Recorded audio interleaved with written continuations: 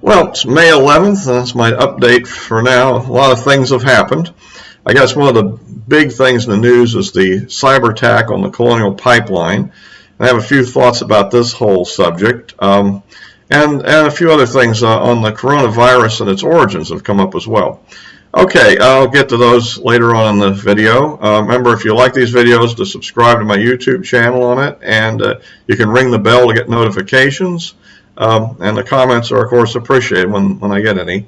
Okay, well, let's go into this Colonial thing. Apparently some hackers from Eastern Europe have managed to use a crypto locker type viruses to disable the software that controls the Colonial Pipeline. And the thing I have about this, and everybody's talking what ought to be done about it, my question is, why is critical infrastructure actually operating on the internet? That is the open internet that is connected to the World Wide Web, where they can browse everything, even watch these videos.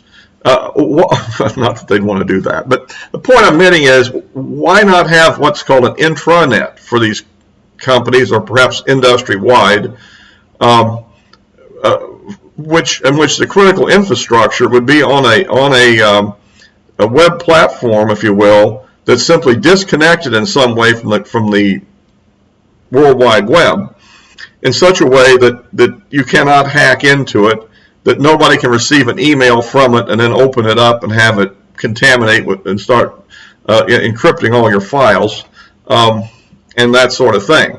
In other words, if you have getting email from the outside on this system that actually controls the pipeline, all it takes is one worker to goof up and open something with an attachment that they didn't know what it was, or they thought it was something legitimate, and the thing takes off just rapid fire and starts encrypting everything and spreading throughout everybody else on the servers and so forth. In other words, it seems to me like that's the solution to this problem. Now, could this be done with encryption and simply sort of create a conduit that's encrypted, that's separate from all the other traffic on the internet, and still use the same physical connections?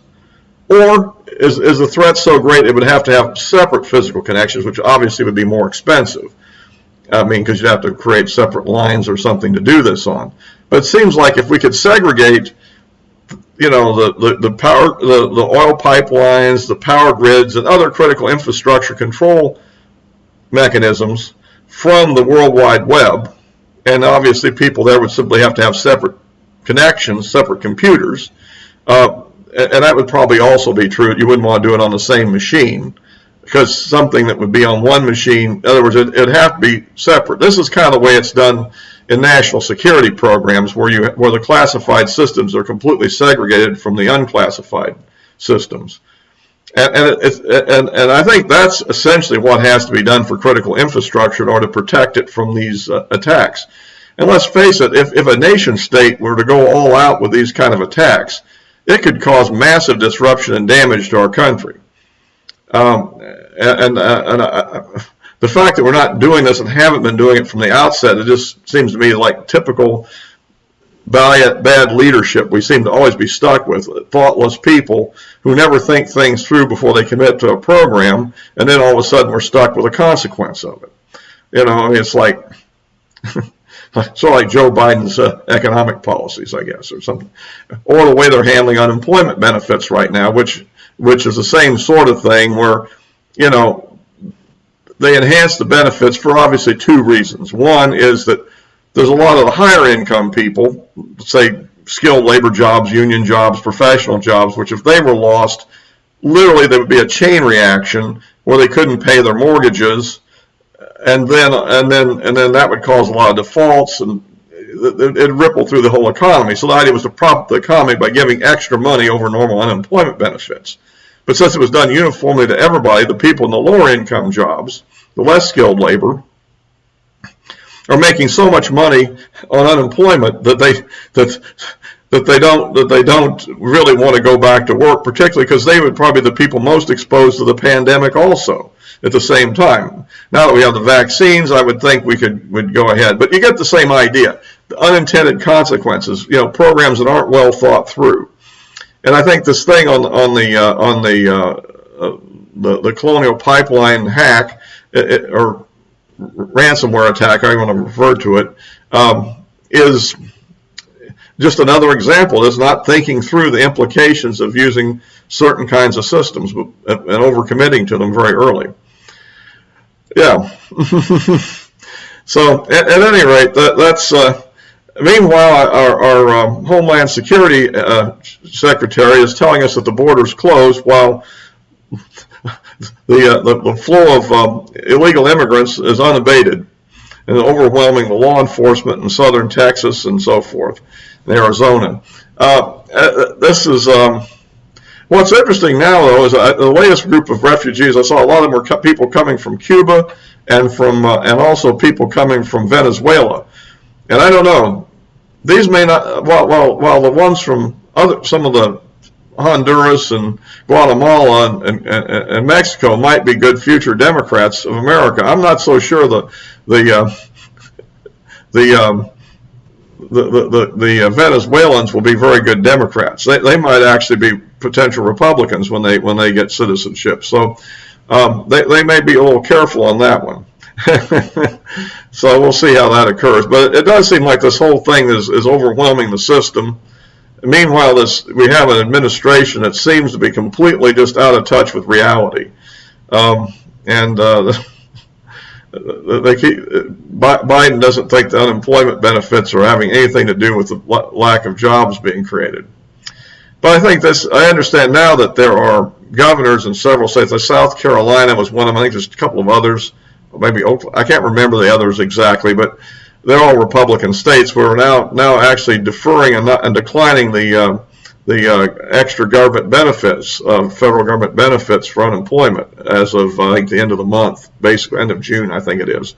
So that will probably have a big impact on bringing people back to work. Once that goes away, I think that might get people back into the workforce, because I mean, who can blame them if they're making more sitting at home safe from the COVID and everything, and if they go to work, they have to work stand on their feet all day long and get paid less. I mean, I think it's a logical decision they were making, so you have to take that opportunity away, I think, in order to get things back to normal.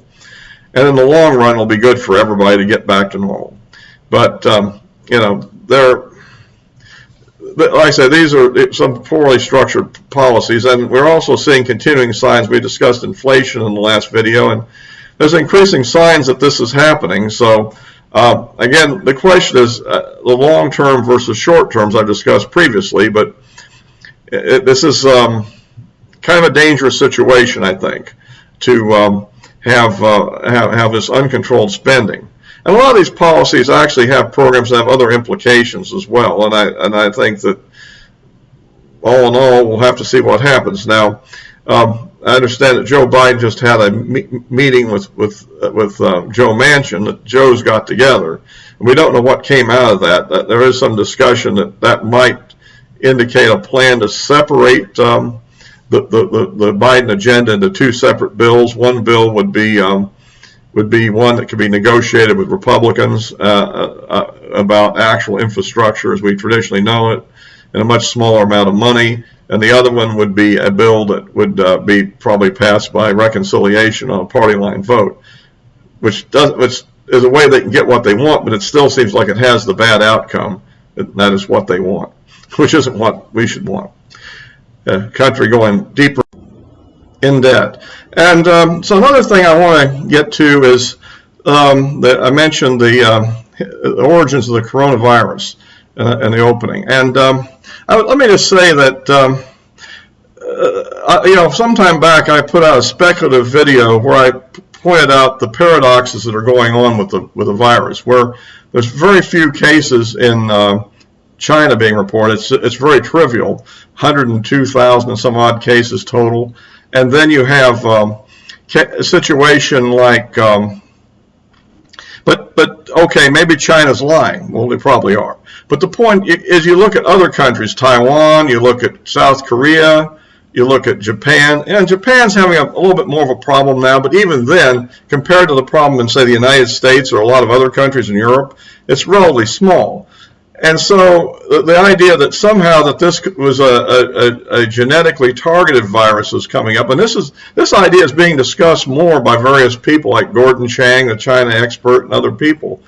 There's also a report that came out that I think in 2015 that the Chinese military was looking into weaponizing coronavirus. There's still some mysteries about this. It's still unclear why there was a big outbreak in Wuhan, and then which got it in a situation where it could spread to the world, and then later on just sort of vanished in the rest of China. That's a little bit up in the air, and it's unclear how that could be accomplished. Do they have an effective vaccine before it was released?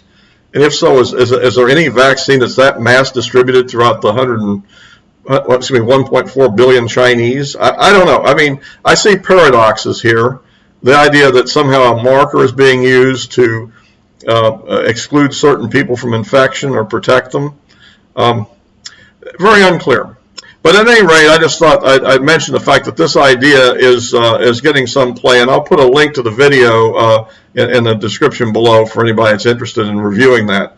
And admit that is still very speculative. I'm not standing by it as a fact. I'm saying it's something to think about and to consider.